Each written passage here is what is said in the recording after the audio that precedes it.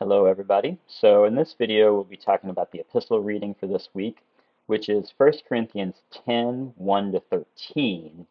But I've expanded it and included more text here because I think you really have to have what's happening after the passage to understand what Paul's talking about in these particular verses. So I'm going to be jumping around a lot in this video, so just be prepared for that. And I want to start off actually by jumping down to verse 14, which you see that I've highlighted here. And the reason I want to start there is because, like I said, I think this passage can be kind of confusing if you just sort of dive right into it. And so I think it's helpful to know what Paul's getting at, right? Like that the point of this argument that he's making is what he says here in verse 14, I think. So then, my dear friends, run away from the worship of false gods, okay? So just right up front, I think that's the main point, right? His main point is flee from idols, run away from idols. So if we've got the ending in mind of what he's headed towards, then I think that can help us make more sense of paying attention to how we get there. So, having said that I think that's the main thing that Paul's saying here, I want to go back and sort of give some context leading up to this. So first, just a little bit of the basic context about the city of Corinth itself. So Corinth is located on an isthmus, that is a little strip of land that connected mainland Greece to the lower Peloponnese. So you can see it here on this map um, that Corinth is right here, and you see that there's that little strip of land right there that connects the Corinthian Gulf to the Saronic Gulf on the other side. And so this made Corinth a major shipping port, right? In fact, it was so significant that at one point in the first century, a canal was dug between those two gulfs. You can actually see that right here. This is a modern day picture of the Corinthian Canal, but it was actually first dug in the first century. In fact, just a little side note of history, it was actually dug by people who had been enslaved during the Jewish rebellion in 66 to 70, in which the Roman army came and destroyed the temple in Jerusalem. So people who had been enslaved at the end of that war were actually used to dig that canal that connected the two gulfs on either side of Corinth there.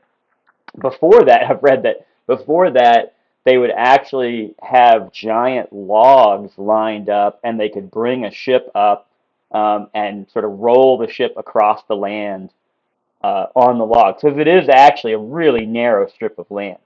So anyway, all this work was done essentially to prevent having to sail around the Peloponnese, right, around this lower part of Greece to just cut off that time right there. Anyway, all that to say that Corinth was an important city with a lot of folks traveling through there. It was a Greek city-state that was destroyed by Rome in 146 BC, and then it was refounded by Julius Caesar as a Roman colony in 44 BC. And so, as we talked about in the video on the Philippians passages and the city of Philippi, Philippi was also a Roman colony. And so Corinth would have a lot of the same features as Philippi would in having all these sort of reminders of Roman power and citizenship there. Paul probably wrote to the Corinthians in the mid 50s of the first century. So by that point, it's well established um, as a Roman colony on Greek soil, but as part of the Roman Empire. Now, all that context is not just sort of interesting historical detail, but I think it helps us understand a little bit about the character of the city of Corinth, especially when Paul is warning them to flee from the worship of false gods or the worship of idols. If you read commentaries on First Corinthians, sometimes those commentaries will make a really big deal of like, oh, Corinth was like Sin City, right? That it was because it was this shipping port and there were so many people coming and going, the morals were just so low, and and there was just all kinds of idol worship and all kinds of immorality and things happening there. Uh, I'm not going to try and claim that that's completely wrong. I wonder if it may be a little overblown. I don't know. I think Corinth, in a lot of ways, was a typical Greco-Roman city of the first century. But having so I don't know that Corinth was exceptional in that way. But like most Greek and Roman cities in the Roman Empire in the first century, from the perspective of a Jewish individual like Paul, they certainly were full of idols, right? I mean, if you ever have the opportunity to visit any of these cities where Paul founded gatherings of Jesus followers, you just see there's just temples everywhere, right? I mean, they're like Dunkin' Donuts here in New England, right? Like there's a temple everywhere. So I've included just a picture of one here from Corinth. So this is a temple. Oops, sorry. Let's try that again.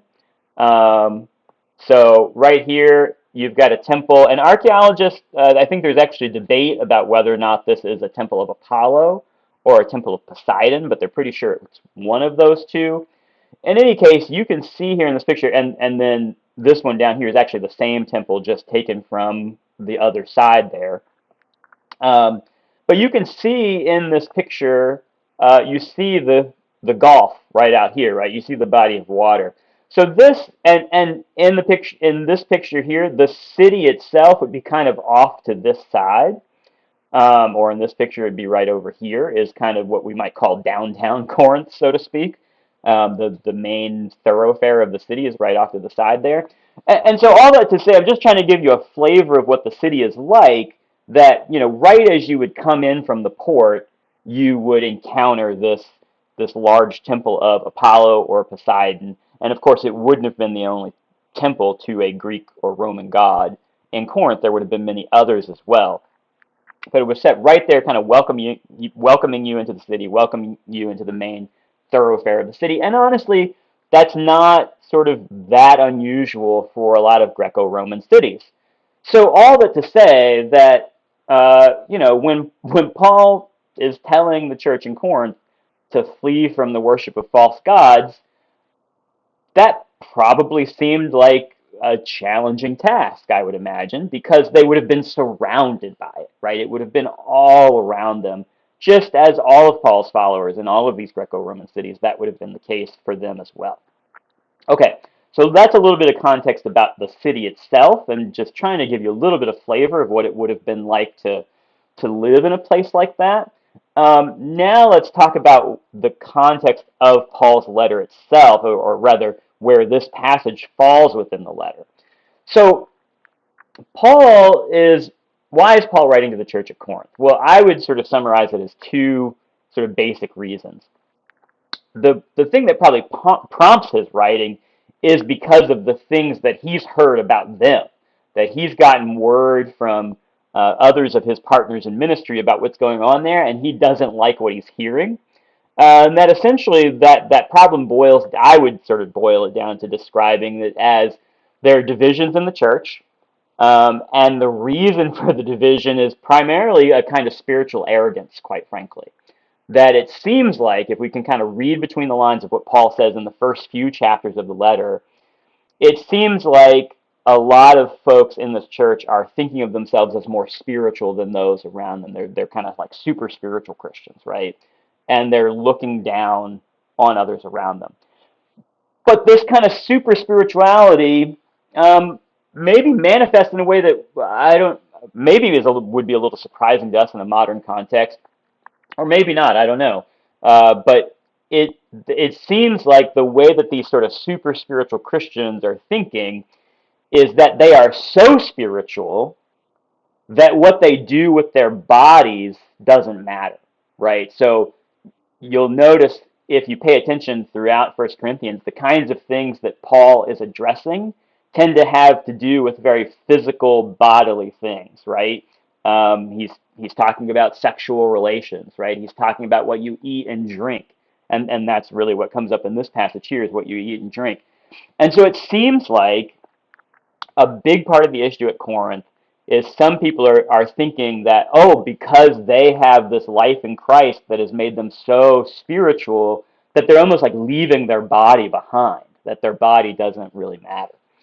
Um, the other main thing Paul does through a significant part of the letter is simply answer questions. So not only has he heard things about what's going on there, but he's received questions from the Corinthians about living this life in Christ, and he sets out to answer those questions. He actually does that for several chapters throughout the letter. So this section in 1 Corinthians 10 comes in that section of the letter. And Paul's already sort of done the opening where he's kind of addressed these super spiritual people and the divisions in the church, and he's tried to get at that problem. And now he's moved on, and he says, now for the things that you wrote about. I think that's chapter 8, verse 1, if I'm remembering correctly off the top of my head, but I might be wrong about that. But he moves to this section of the letter where he says, okay, now I want to respond to the things that you wrote about. And that's what he's doing here in 1 Corinthians chapter 10. Now, again, if we just dive into verse 1 of this chapter, it may not be immediately obvious what it is that they're asking him about, and that's why I think it's helpful to jump down here. Because I think if we actually start with verse 14 and what follows, we begin to see what it is that they've asked him about. He says, so then, my dear friends, run away from the worship of false gods. I'm talking to you like you are sensible people. Think about what I'm saying.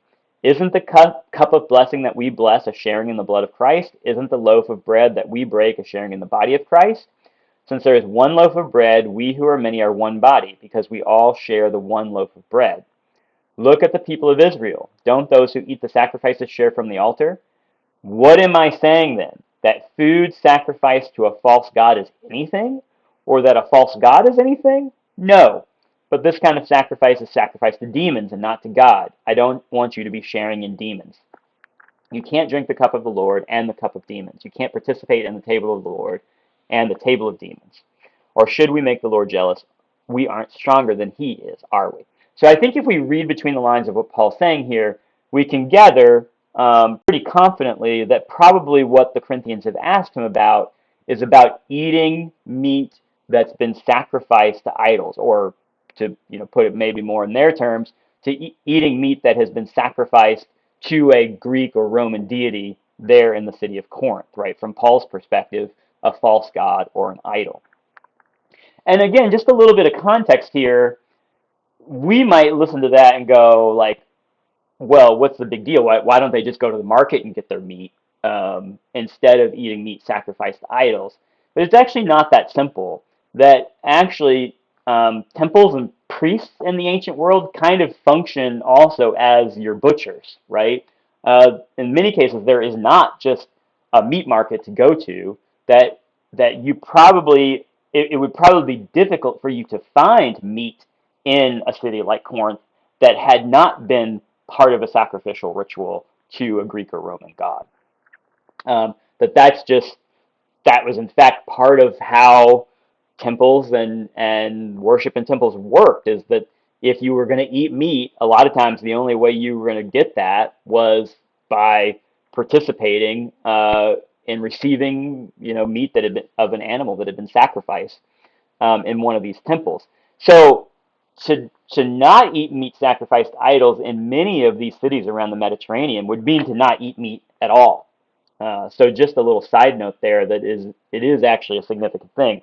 But maybe what's more important here is that it's interesting that you see Paul says here, what am I saying then? That food sacrificed to a false god is anything, or that a false god is anything?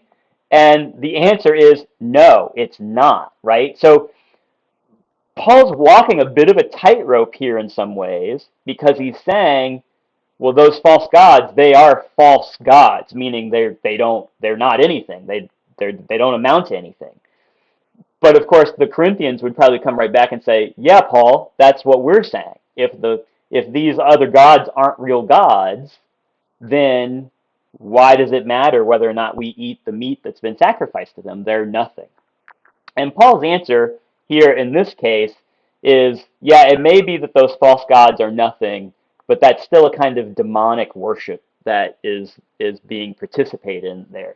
That I mean, Paul seems to believe that there are sort of evil spirits associated with those sacrifice, and he wants them to flee from the worship of false gods, right? He wants them to have nothing to do with that, and so he encourages them to stay away from it. In the rest of the chapter, which I did not put on here because it would have just been too much text to include, Paul also goes on to say that it's about conscience, right? And he's like, not your conscience, but the conscience of your brother or sister. That if will you cause them to stumble if they see you eating meat sacrificed to a false god? Will they think you're participating in the worship of that false god and so thereby worshiping that god? So Paul kind of throws actually a couple different arguments at this issue. So that seems to be the main idea that Paul's driving at.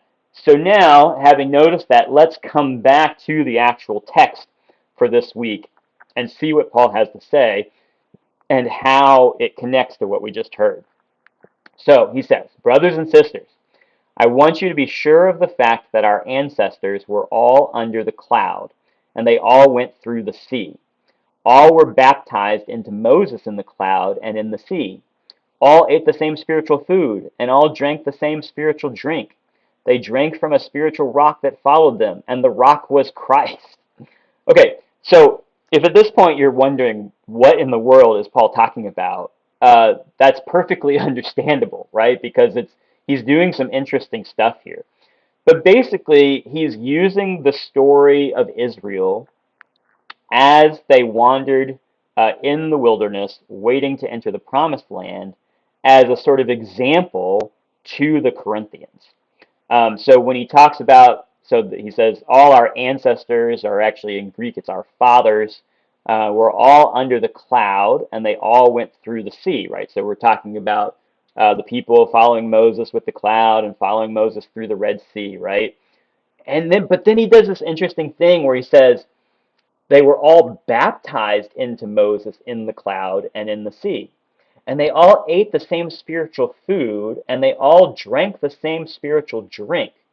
They drank from a spiritual rock that followed them, and the rock was Christ. This is really interesting, right? Because you may know these stories from Exodus, and you may be thinking to yourself, I don't really remember them ever going through the Red Sea as being talked about as a kind of baptism, right? In fact, I mean, it's sort of weird, right? Because the Israelites themselves don't get wet. It's really Pharaoh's army that gets baptized, so to speak, and they drown, right? And then this thing about you may remember the story from Exodus and from Numbers, where Moses, God tells Moses to strike this rock with his staff, and water comes out of the rock when the people didn't have any water to drink. So that's what's being referenced here in verse 4. But then Paul goes on to say that the rock was Christ, which is really interesting, right? Because Exodus and Numbers don't make any reference to that at all. It does seem like there were some rabbinic traditions, some rabbinic Jewish traditions that of course, don't connect the rock to Christ, to Jesus, but do connect do have this idea that the rock followed the people and continued to provide water for them, and that was a symbol of God's presence with the people and continuing to provide water for them. So it's possible that Paul is drawing on that kind of tradition here. But we might ask ourselves, well, why does Paul bring up those stories at all in the first place? And I think this is where it connects to the later part of the passage. It seems like that and also connects to that idea of like the Corinthians thinking that they're super spiritual, right? So it seems like what's going on here as we try to read between the lines with these context clues and understand what it is that Paul's addressing. It seems like what's happening is the Corinthians may be reasoning to themselves like, hey, we've got this spiritual food, namely communion, the Lord's Supper, and the spiritual drink, right? The blood of Christ, right? And that we've had this spiritual baptism, right? And so we've done all these very spiritual things, and so because of that, again, that idea, we're so spiritual that what we do with our bodies doesn't matter. And so because we have the spiritual food and drink and the spiritual baptism, it doesn't matter if we eat meat sacrificed to idols. And so I think what Paul's doing here is he's trying to say, no, no, no, no. the people of Israel had the same thing, right? They had the same spiritual drink. They, even though they're not taking communion, right? But he's wanting to make a connection, and saying the people of Israel were also had a kind of baptism. The people of Israel also had a kind of spiritual food and drink, and that didn't keep them from falling, didn't keep them from being disobedient. And that's the real sort of key here of what Paul's driving at. So you see, if we continue on in verse 5, he says, however, he's like, despite them having those things, God was unhappy with most of them, and they were struck down in the wilderness, right? So if you remember this story, of course, the this generation never makes it into the promised land. They're struck, they die in the wilderness, right? These things were examples for us, so we won't crave evil things like they did. Don't worship false gods like some of them did. As it is written, the people sat down to eat and drink, and they got up to play.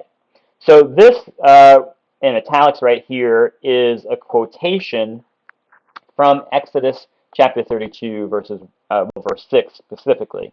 But I've got 1 through 6 here as a reminder of what the story is. So again, remember, this is they've come out of Egypt, and they're making their way to the promised land. But in the midst of that, we have this episode with the golden calf, right? So the people saw that Moses was taking a long time to come down from the mountain. That, he's on the mountain receiving the law from God. They gathered around Aaron and said to him, come on, make us gods who can lead us. As for this man Moses who brought us up out of the land of Egypt, we don't have a clue what has happened to him. Aaron said to them, all right, take out the gold rings from the ears of your wives, your sons, your daughters, and bring them to me. Which, by the way, remember, they gathered on their way out of Egypt from the Egyptian people. So all the people took out the gold rings from their ears and brought them to Aaron. He collected them and tied them up in the cloth. Then he made a metal image of a bull calf, and the people declared, these are your gods, Israel, who brought you up out of the land of Egypt. So Moses has gone a little bit too long, and they're worshiping false gods just like that. When Aaron saw this, he built an altar in front of the calf. Then Aaron announced, tomorrow will be a festival to the Lord. They got up early the next day and offered entirely burned offerings and brought well-being offerings. The people sat down to eat and drink, and then got up to celebrate. And of course, that last verse is the part that Paul quotes in 1 Corinthians. So he says, let's not practice sexual immorality like some of them did, and 23,000 died in one day. Let's not test Christ like some of them did and were killed by the snakes, if you remember that story from Numbers as well. So there's just all these allusions to different stories from Exodus and Numbers in here. Let's not grumble like some of them did and were killed by the destroyer. These things happened to them as an example and were written as a warning for us, to whom the end of time has come. So those who think they are standing need to watch out, or else they may fall. No temptation has seized you that isn't common for people, but God is faithful. He won't allow you to be tempted beyond your abilities. Instead, with the temptation, God will also supply a way out so that you will be able to endure it. So really, honestly, Paul's interpretation of these stories from Exodus and Numbers, the story of Israel, and the way that he applies it to his congregation in Corinth is pretty, should at least say creative, right? I mean, first of all, it's interesting because most of his audience is surely Gentile in a city like Corinth, I would imagine. That most of them are probably not Jewish. And yet, despite that, Paul is still saying the story of Israel is your story, that he's inviting them to find their story in Israel's story. And he's even, as we saw in verse 4, reading Christ back into that story in a way that the text itself does not have. But he's saying that these stories serve as an example, as a warning, right, for the Corinthians, that they shouldn't make the same mistake that the people in the wilderness made. And so the big idea here seems to be, like I said, flee from idols. That our fathers, or as this translation says, our ancestors, are an example to us. But I think in some ways what he's really getting at is he's saying, don't think that you're so super spiritual that what you do with your body doesn't matter, right? You all think that basically can do no wrong, right? Maybe they think they're entirely sanctified and that means that they can never trip up, right? Um, but he's saying you all think you're so spiritual that you can just do whatever you want, basically. And Paul's saying, no, that's not the case. He's saying Israel had the same advantages that you have, and yet they still didn't follow what God wanted. And so this passage essentially, and it's despite all the sort of oddness of Paul's interpretation, the sort of complexity of all this context around this story, really the main point is actually pretty simple. It's watch out. It's be attentive. It's keep your distance from idols and from sin. Basically, he's saying, don't play around with that stuff, right? Um, that even that he knows, right, that they're surrounded by all these temples. And I think it's really interesting what he says here in verse 13, because I think this is actually really appropriate. He says, no temptation has seized you that isn't common for people, right? In other words, what the Corinthians are experiencing, this temptation to participate in the worship and all these temples that surround them, is like, yeah, that's common. Like all Paul's churches probably faced that temptation, right? Because they're all living in cities like this, where it would have been a constant. I mean, this all of these acts of worship would have been so much part of the culture, right? It's sort of like asking us to not. How do we avoid the culture that we live in today, right? Whatever particular aspect of it you might have in mind, it surrounds us. We breathe it in. It's like a fish swimming in water. It's so completely around us that sometimes we don't even see it. And I think that's part of what Paul is saying here for the Corinthians. He's saying, look, what you're facing, isn't uncommon. But God is faithful, and He won't allow you to be tempted beyond your abilities. Instead, with the temptation, God will also supply a way out so that you will be able to endure it. Just as He supplied a way out for the generation that wandered in the wilderness. And so this passage ends on a note of hope, despite that most of it is this warning of, hey, don't don't think of yourself as so super spiritual that you can't do any wrong. But it is this message of warning, but it ends on this note of hope that even if you sort of recognize that you are surrounded by these temptations, God will still provide a way out. Even though there's a temple to a different God everywhere that you look, God will still provide a way out. And I think that's a good word for us because, of course, there's all kinds of ways that our own American culture runs contrary to the gospel, right? And we might look around and just see all kinds of things that we go, man, how am I going to live a faithful life in the midst of all of this and in the midst of all these things that American culture worships? Um, but the message that Paul gives is even if you're surrounded by temples of uh, worship to other gods, God will provide a way out. But you have to do your part too to run away from the worship of false